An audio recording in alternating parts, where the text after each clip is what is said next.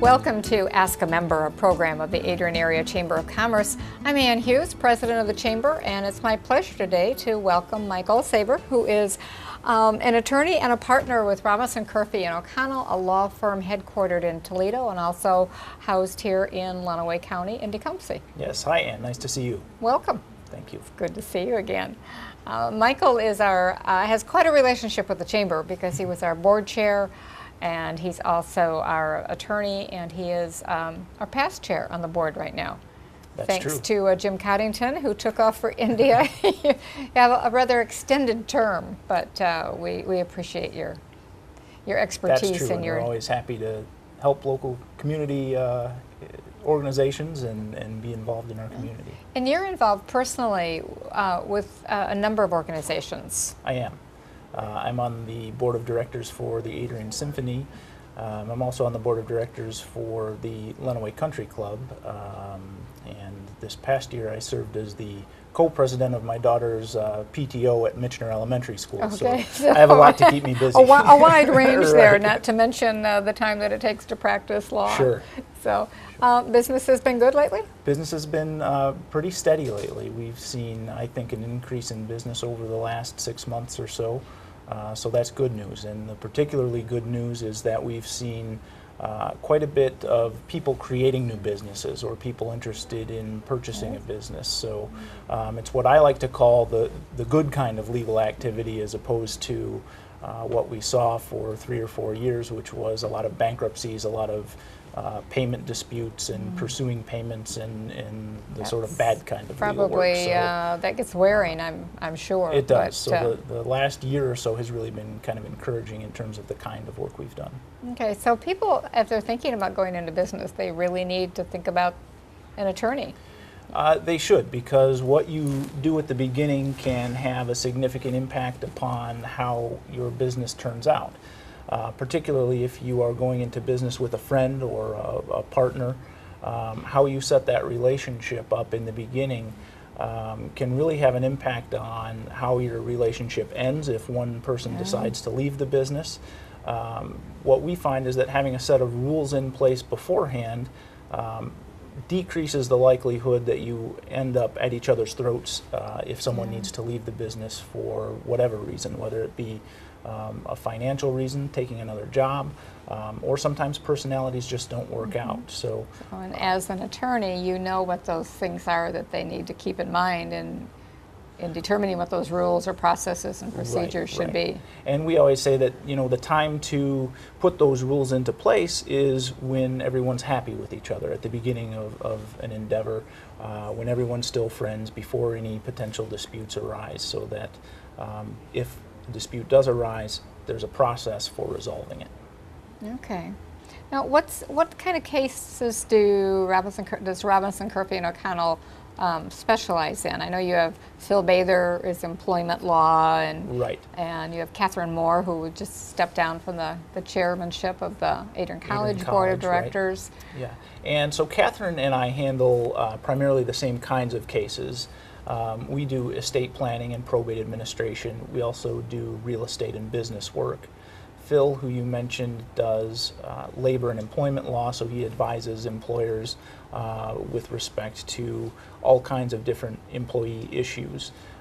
We have 38 attorneys altogether. Our main office, as you mentioned, is in Toledo, Ohio. We also have branch offices in Findlay, Ohio, Monroe, Michigan, and Waterville, Ohio. So we have attorneys that represent everyone from Fortune 500 companies down to individuals across all ranges of different legal needs. Okay. What kind of law do you like best? I really like doing the estate planning work and the business formation work. The estate planning work I enjoy because it helps families transition through a very difficult time. And in my position of doing both estate planning and probate administration, I've seen the difference between a well-planned estate that runs smoothly and an estate that wasn't planned well or wasn't planned at all that doesn't work smoothly. And that can particularly impact people that have small businesses or family-owned businesses, because typically someone with a business like that wants to transition that business at their death to maybe one of 3 children or 2 of 3 children. And so we have the ability to help them do that in a way that also takes care of that child that might not be involved in the business or want to be involved in the business. Okay, wow.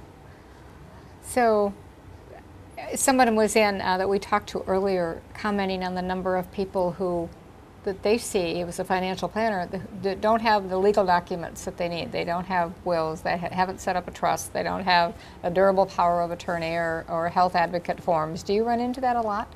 A lot. Statistically, if you look at it, less than half of the population has any kind of estate planning done at all. So they have no will, no power of attorney to plan for a potential incapacity, which can be just as big of a problem as if you were to pass away, and perhaps more. But typically, statistics show that less than half of the population has that in place. And what a lot of people don't know is that if you don't have those documents in place for yourself, the state has a plan for you, and it's written through our state laws, and it may or may not be the plan that you want, but it's the plan that you have, whether you know it or not. It's kind of like I'm from the government and I'm here to help you. Right. But that's not the kind of help that you want. Right. So you talked about businesses in transition. Do you do a lot of work with succession planning?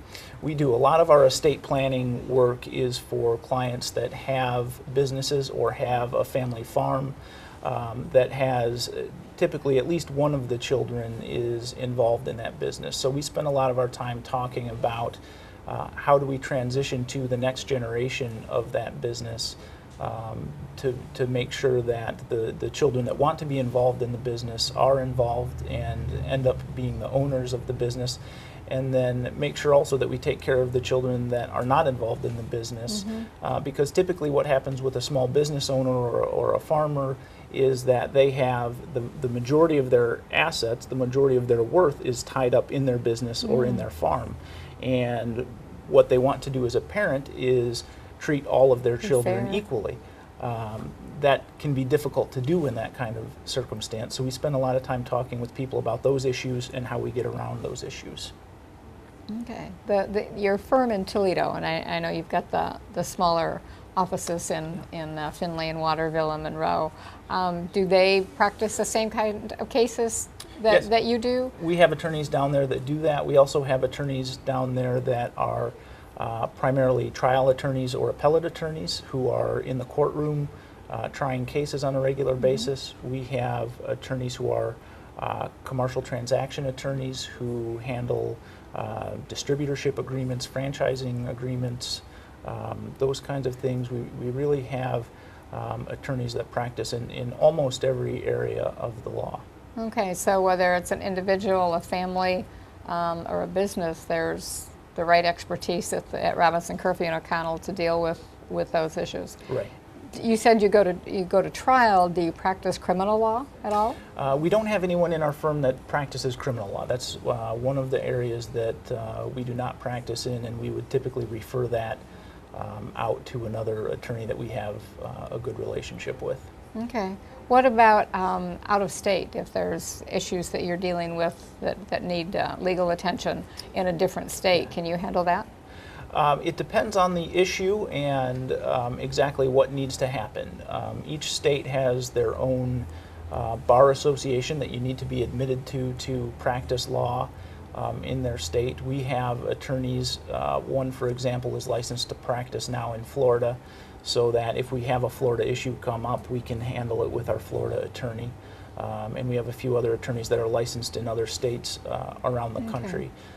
But typically what would happen is if we don't have an attorney licensed in the state that you have a need in, we would assist someone in finding an attorney in that state. And one of the nice things about having a firm with 38 attorneys, some of whom practice across the United States, is that we can usually find a contact wherever you need to find one. I'm always surprised at the emails I get asking, does anyone know an attorney in this city? And sure enough, somebody does, so it's good. Two things as we wrap up, Mike. If you were talking to a family, a young family, What one piece of advice would you give them? For a young family, the first piece of advice I would give them is get a plan in place for if something unexpected were to happen to you.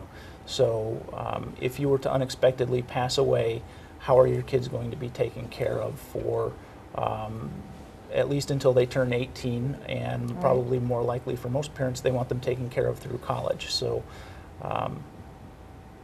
telling them that usually starts a very good discussion about all of the things that need to happen to do their planning properly. And getting them to think about that, because when you're in your mid-20s, early 30s, that's not what you're thinking about. Right. You're still at the point where you think you're invincible, Right. and life's going to go on. No one thinks it's going to happen to them, but unfortunately it does happen. Yeah.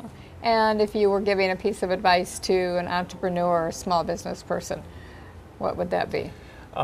Sit down and talk to not just an attorney, but also an accountant, and do some very careful planning in the initial stages of your business so that you can avoid a lot of headaches later on. It's the old, an ounce of prevention is worth a pound of cure. Okay, so be prepared. Correct. And understand. Very good. Any last words? No, I don't think so. Okay, we'll put the gavel down on this Sure. discussion then, Michael. Thank you very much.